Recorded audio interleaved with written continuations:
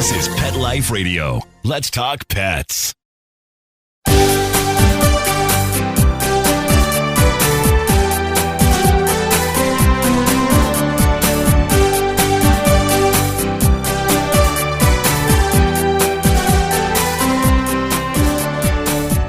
Hello and welcome to Working Like Dogs on Pet Life Radio. Thank you for joining us today. We're your hosts. My name is Marcie Davis and my co-host is my trusty service dog, Whistle. And we're thrilled to be with you today to talk about our favorite subject, working dogs and working animals. And today we will be visiting with a very special veterinarian, Dr. Alice Villalobos. And Dr. Villalobos is the director of Pawspice in Hermosa Beach, California. And she also runs the Animal Oncology Consultation Service in Woodland Hills, California. And Dr. Villalobos is a leader in veterinary hospice. And that's the subject we're going to talk about today, the loss of our working dogs, because that's something that a lot of you, our listeners, have asked us to talk about and have a conversation about. So come right back after these quick messages as we welcome Dr. Villalobos to the show and we begin that conversation.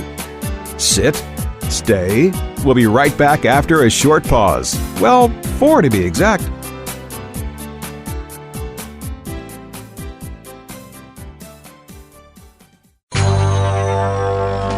It's DesignerPetSweaters.com. Hand-knitted designer sweaters for your precious pup or cool cat. Beautiful couture patterns for your pets, including custom-knitted formal wear, casual wear, yachting, and even sports-themed. Many designer pet sweaters include feathered tammy hats, top hats, and a lot of sparkle. Each sweater includes leg loops, front paw sleeves, and leash opening. Visit DesignerPetSweaters.com to order your 4-legged fashions today. Large or small, we fit them all. DesignerPetSweaters.com.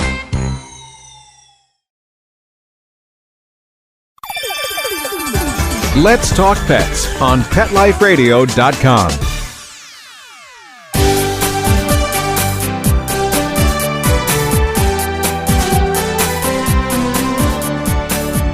Welcome back to Working Like Dogs on Pet Life Radio.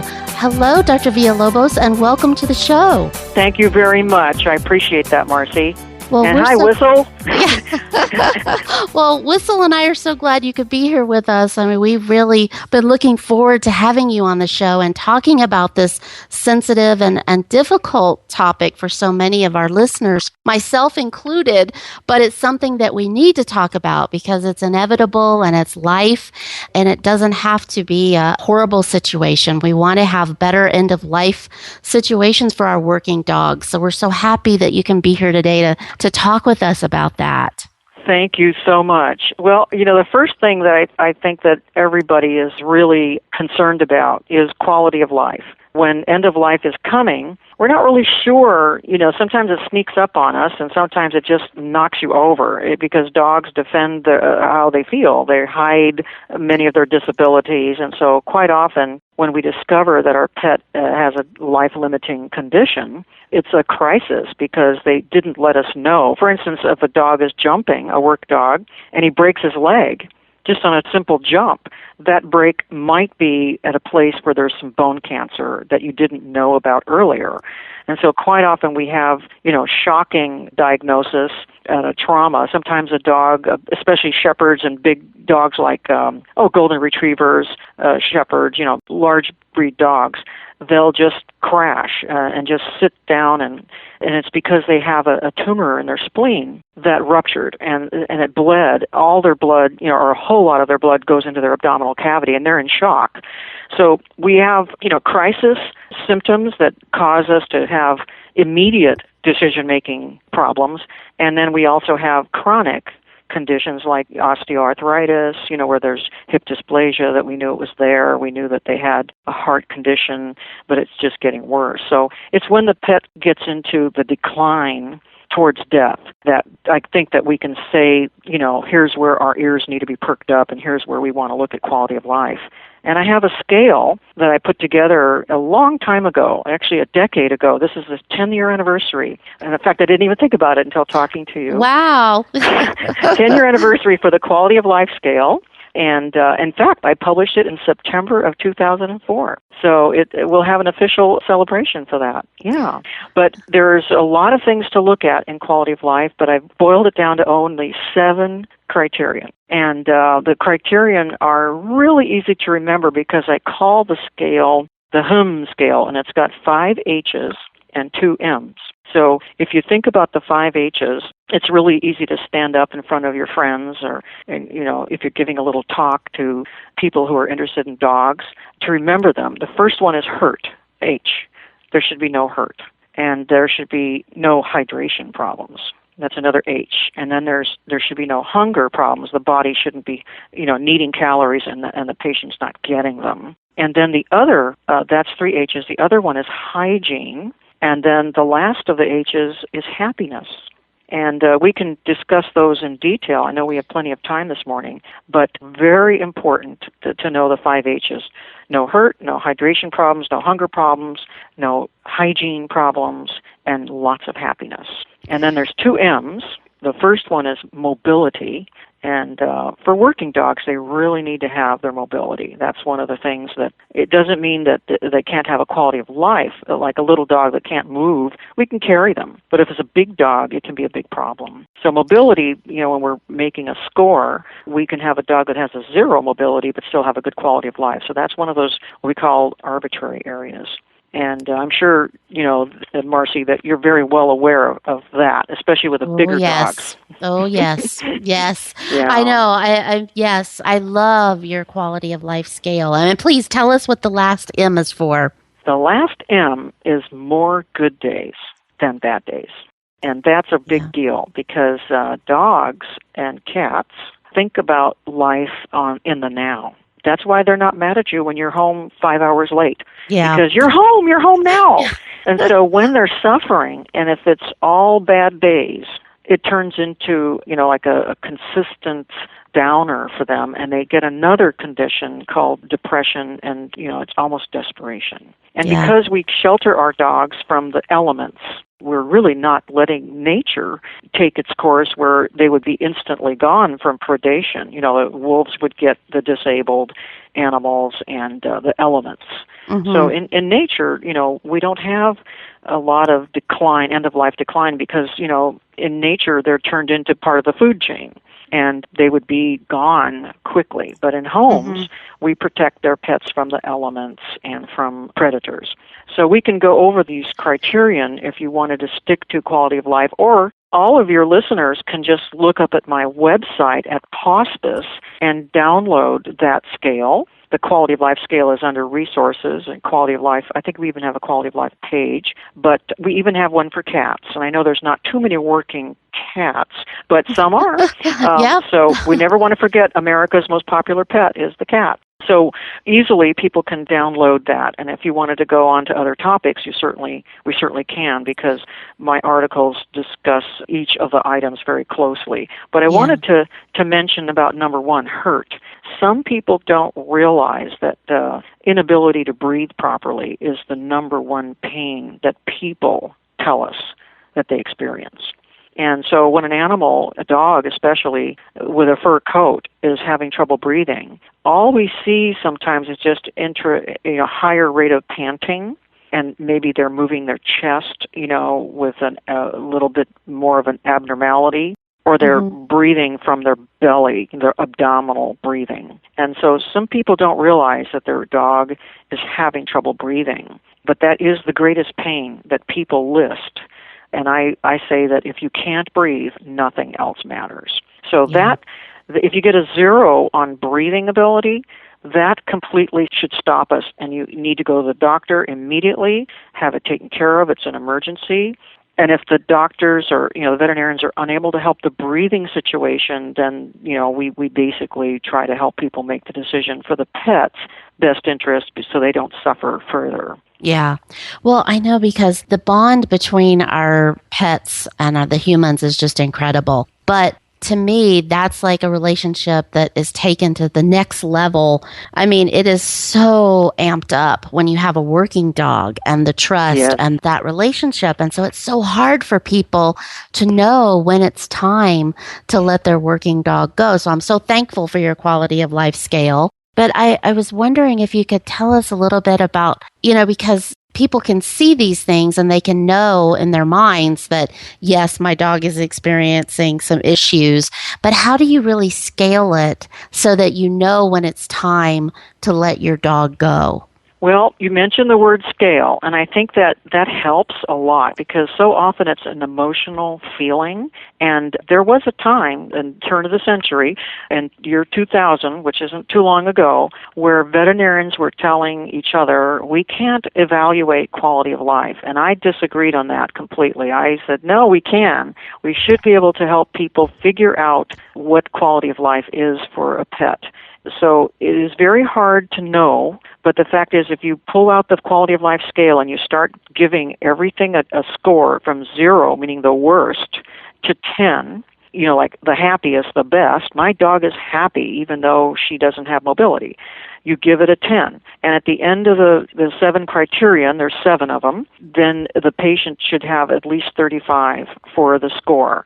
And if it's 35 and above, you can rock and roll and continue. But if it's starting to be 35 and down to 30 and to 25, the doctor, the veterinarian, can help you increase some of these criterion where the pet can have better hydration. Maybe you can learn how to give sub-Q fluids at home. Maybe you can learn how to hand feed your dog. Maybe you can keep him cleaner. Butt baths really help, especially if the pet has issues. And in the hygiene area, we also talk about bed sores because some dogs that can't move well are going to develop bed sores if they're not turned over frequently, or they're going to have issues with their breathing where their lungs literally get like a wet sponge if they're laying on one side for too long. So we need to rotate them and make sure that they don't get the bed sores, okay?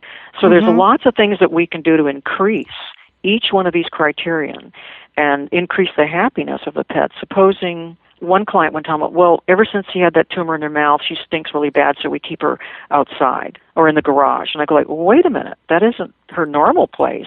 So, the thing is about happiness, the pet should be with the family. If the pet is disabled, we need to bring them in a bed where the family is watching TV or eating dinner. Make sure that there's lots of interaction so that they're happy and not bored and not frustrated and not alone. Otherwise, life's not worth living.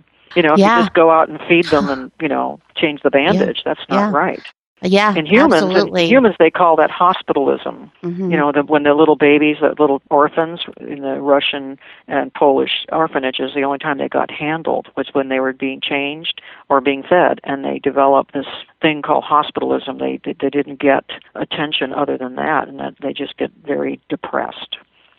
Yeah. I know my second dog, Morgan, got very depressed when he couldn't work any longer because of health issues. And so I would dress him every day in his backpack, even though he was really, And luckily I work at home. So he was able to come in my office, lay in my wheelchair at my desk, and he still thought he was working every day. How cool is that? He was blind and deaf, but he was on the job. And I mean, what that did for his self-esteem, and like you said, it extended his life because he felt like he was still contributing and still in his role. That is so cool, Marcie. So help me, you're in a wheelchair yourself? I am. Oh my gosh. So you're the real thing. You're the real deal. Dr. Villalobos, I am. Oh, that's great. That's great that you are really talking from the heart.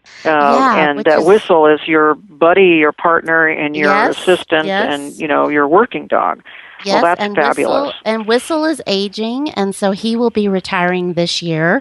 How old is he? He's 9, and he's starting to have some health issues. So I will be transitioning to a successor dog, but as you know, that takes a while. So it'll probably be about a year. So Whistle will start working part-time now, and then he will transition into retirement. But I think Whistle will be happy in retirement because he's a big playboy and likes to play. So I think it will be easier for him than it was for Morgan because Morgan was just all about his job. And Whistle loves to work, but Whistle is a more well-rounded young man, and so he likes lots of toys and to play. So I'm hoping. Great. But I definitely hear and echo what you're saying about how to make sure that, and how I have always felt is, my dogs have done so much for me that when they're getting to the end of their life, that's when I can step up and do for them and give back to them what they've given me all these years. Exactly. And, putting on that harness, really is amazing. I had my Great Pyrenees at the end of her life, and she wasn't a work dog, but Pyrenees are big workers. Oh, yes, and, yes. Big workers. And, her job at the house was, to watch the West 40 and all that stuff. And when she couldn't do it, what I found that she really enjoyed was just getting up, going outside, and sniffing the bushes and coming back. She loved to go for her walks. And we only used to take like 1 or 2 walks a day, but we turned it into 8 walks a day. We would get her up because she had degenerative myelopathy, which we'll talk about, by the way, because that's a big mobility issue for the large dogs. Her back legs were weak, so I would help her get up, and she didn't like the doggy wheelchair. She didn't like it. So I trained her to allow me to help her up with her big tail. And the tail is an extension of the spinal cord, very strong. And if you can get your dog adjusted to lifting them up, it just helps them get up. They get up. Yeah. And she would stand, and we'd go, and I'd hold her tail, because otherwise she'd fall sometimes. Mm-hmm. And she was such a big dog that no one even knew that I was holding her tail. And we'd go and sniff the bushes next door and, just 1 or 2 houses down and come back. And she was so happy to come back home. And it was just great because they live in present time. That's what I'm saying, is that she had the joy of getting up and going out and reading the doggy newspaper that we call the P-stops. And then coming back, and that's what you were doing for old Morgan, is putting his harness on. He's okay. I've got my adrenaline going. I've got my endorphins up, and happiness is huge. And they've even shown this in human medicine. People who have cancer, the breast cancer study group, the women who walked 3 hours a week lived twice as long as the women that didn't. And that's getting your endorphins up, going outside, saying hello, just being happy. And I can't stress that enough. Happiness is huge in the quality of life. Well, we are just going to take a quick break, and we're going to come back and continue talking with Dr. Villalobos, because I have a lot of other questions and things we need to talk about. So I'm sure you do. Back. I do. We'll be right back right after these messages. Stay tuned.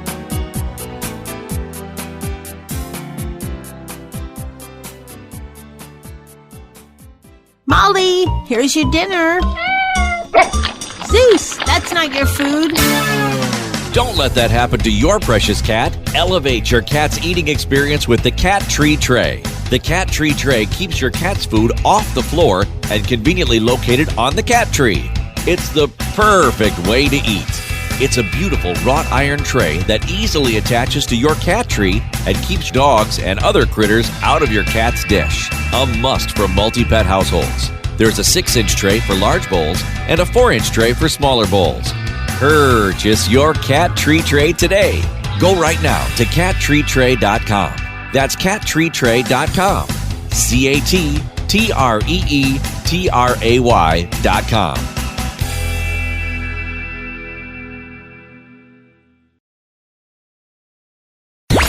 Let's talk pets. Let's talk pets On Pet Life Radio. Pet Life Radio. PetLifeRadio.com.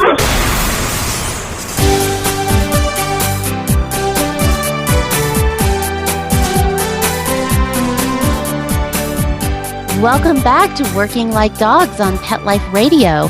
And we're visiting today with Dr. Alice Villalobos, and we're talking about quality of life and end of life for our beloved working dogs. And I just love all of the things that you're sharing with us, Dr. Villalobos. It's just so important, as we all will be facing this one day, to help our working dogs in their lives gracefully and respectfully. And you were talking about the quality of life scale, and I love that. And we'll definitely make that available to our listeners on our website so that they can link and get to your site. Yeah, you can link right up to our Pawspice site, and I call it Pawspice because it rhymes with hospice, but it's much, much more. Because in hospice, in human hospice, they don't enhance death. They don't do anything to make the person die sooner.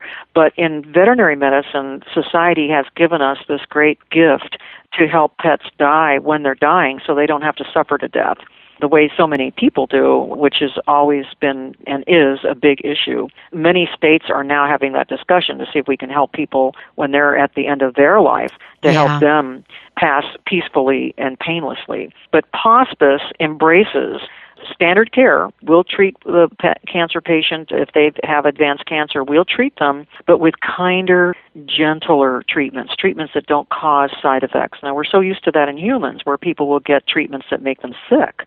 Well, we don't do that in Pawspice at all. What we do is we help them have gentle treatment that backs the cancer down a little bit by slowing it down. We're not going to cure them because so many are incurable anyway, but we help them have a longer, happier life. And that's what it's about. And it transitions to hospice, which is comfort care at the end when the dog is actually declining towards death. And that's, death has 3 stages. There's death where you're declining, and then there's the middle stage where you're not sure that the patient is going to die this week, but it could, even within hours. But then the real, what we call active dying, is when the breathing pattern changes.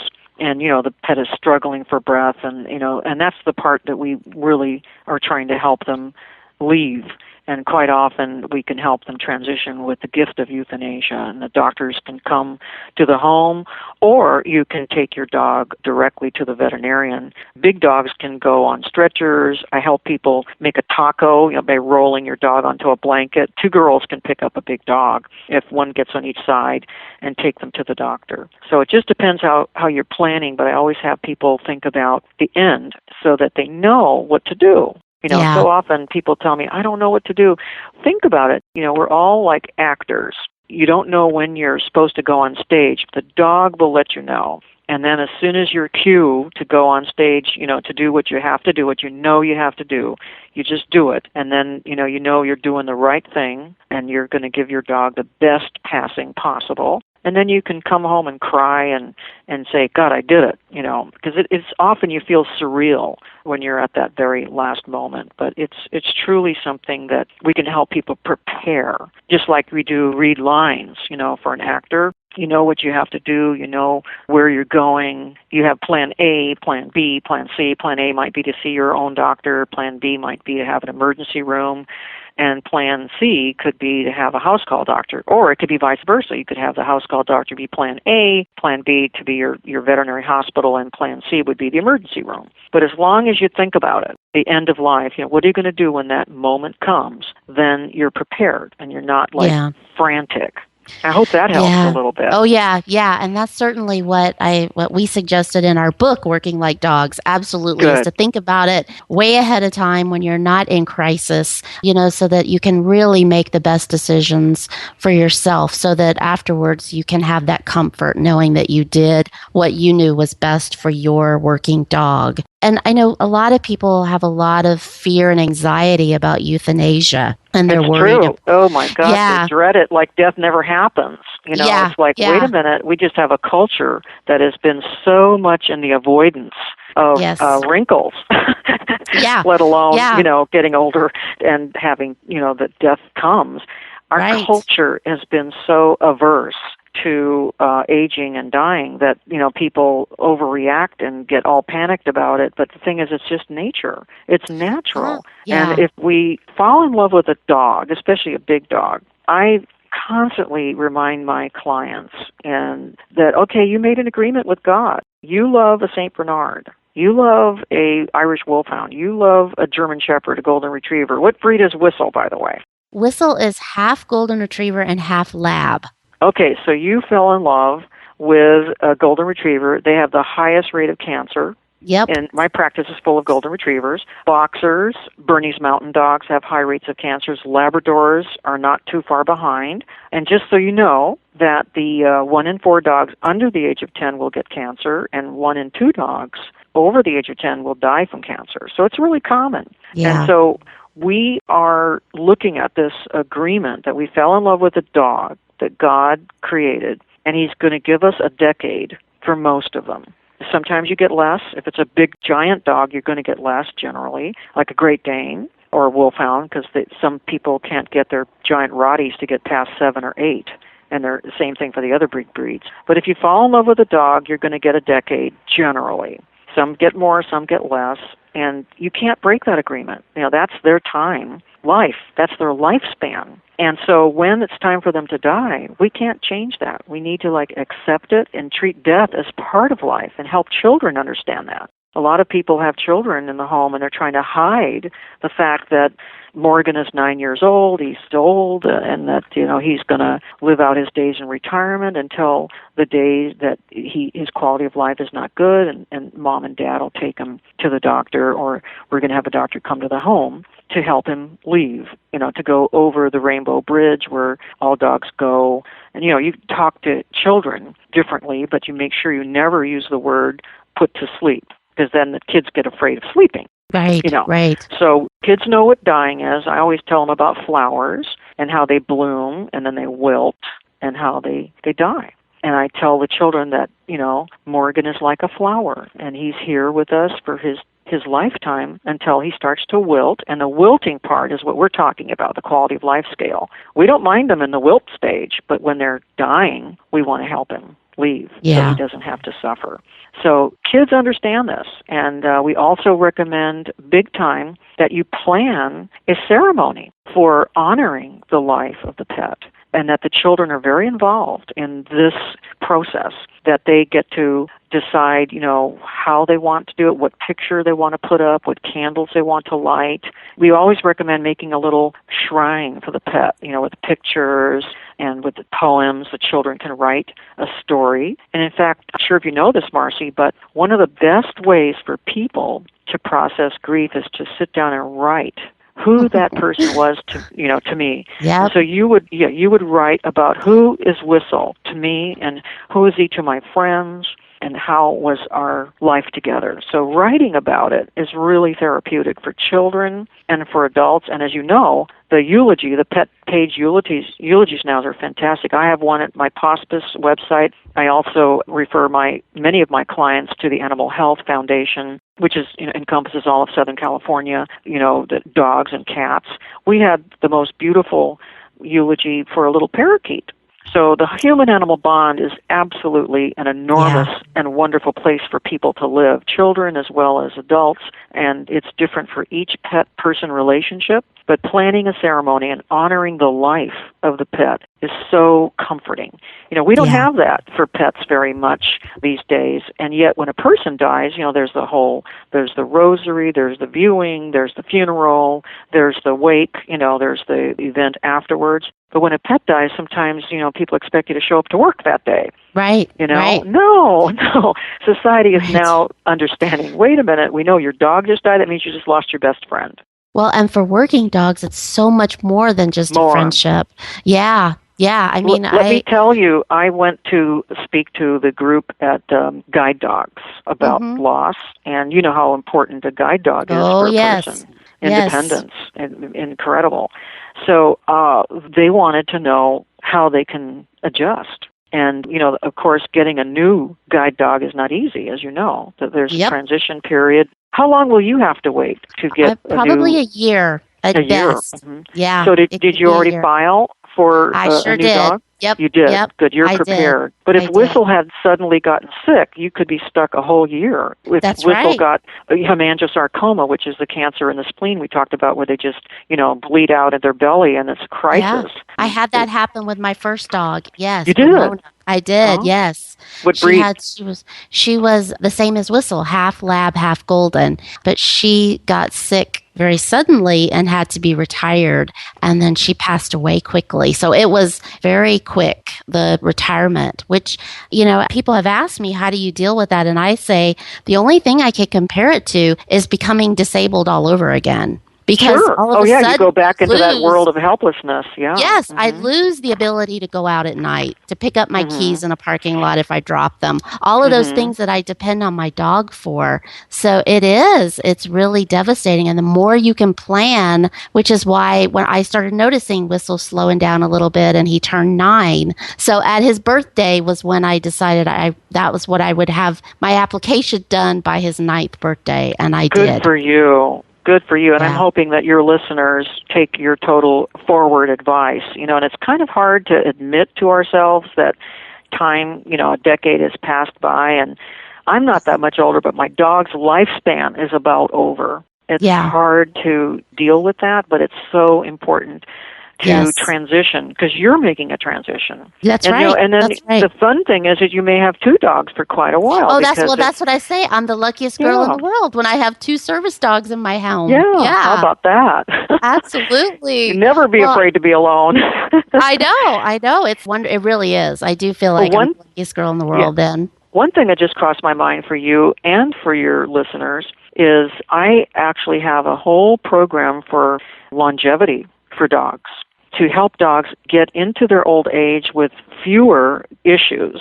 I have a whole protocol called immunonutrition, and we can talk about that at another show, or you can if you want to delve into it. I know. Well, That's unfortunately, our time is coming to an end today, but I would love for you to come back and talk about that. I think that would be awesome for our listeners. I think for myself, I know I'd be interested. Yeah, it might actually keep working dogs like Whistle working until they're 12. Because they are stronger. We can help them be much stronger in old age and not have arthritis take over and cause them to be, less mobile. So, we'll do that again. That sounds great. Well, as we are closing, if there's one piece of advice, Dr. Villalobos, that you could give our listeners, what would that be as they are facing these end-of-life decisions for their working dog?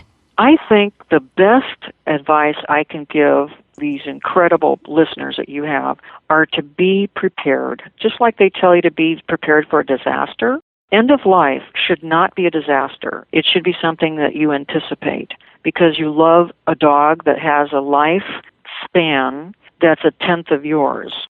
And so that means you're going to go through loss. So be ready, be prepared. If you need to talk to a pet loss counselor, there's a national group. You can go in a chat room. It's called the Association for Pet Loss and Bereavement. AP is in, pet loss. B is for bereavement.org. They have a chat room every night, and they even have a chat room about anticipatory grief, because, a lot of people who are being prepared, they start to getting grief stricken, and they're just filled with fear, and, some people don't even they even ruin their days. The healthy days that their dog has, they don't see it because they're just thinking about my life without my dog. So be prepared. I hope I've answered your question. Yeah, well, thank you so much for all of your insights and your wisdom. We really appreciate it. And we do want you to come back and continue this conversation, because I think we still have a lot more to talk about. Well, let's hope it's not a whole year. Yeah. Well, we'll make that happen. And Great. Thank you so much. And thank you, our listeners, for being with us. We really appreciate you joining us today. And thank you for your emails. Whistle and I love to hear from you. And we really would love to hear from you about this topic that we've been talking about today. And if you'd share with us what you did and how you dealt with the end of life for your working dogs, and how you got through this monumental loss. So please keep those emails coming. You can do that at Marcie, Marcie, at petliferadio.com. And we will have Dr. Villalobos' information up on the site and her website information. So thanks so much for being with us, and take good care. Let's Talk Pets, every week on demand, only on PetLifeRadio.com.